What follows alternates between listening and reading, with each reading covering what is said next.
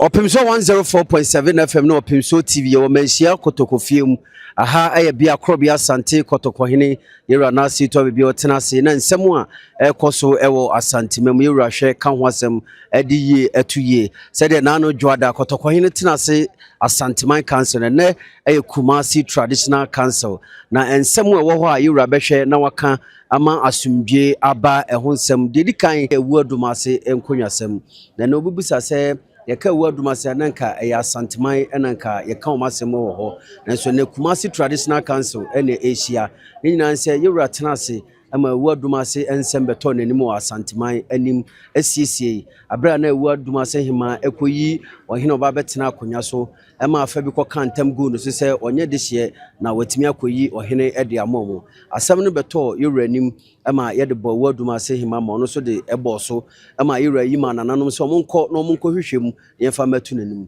ehwehwem de beto yewura anim ne hu se Awua Dumase hima sabi onye dehye ewa akonya no ho ama yewura ede no kre atu babia eda na no na afa bi sabi se de course no na omobonyo so kotokoyene nam se ope asumdwe wona santemane Ghana mu ofra afa ni nyina se omomra na de ha obi bia na omra na omeka enne ana yewura ede asa Awua Dumase nsem ebeto yewura animu obehwe na wasiesie se de da mfioduo no ansuni yewura siesie ma asumdwe eba Ghana ene na santememu ene nsem a ewo Kumasi traditional council yewura be makrate kwan na waboboso se de be ya nananom behu nsem a ewo ho na yahwe siesie ama asumdwe ni mpuntu enso aba yewura ene na santeman emu afi de twato ya Buoho Ankase eye na owredu ede na busuafo ebeba yewura nim na de wo bia no kotokohene aka kire busuanti we ni nsem a Kumasi traditional council na yewura etenasi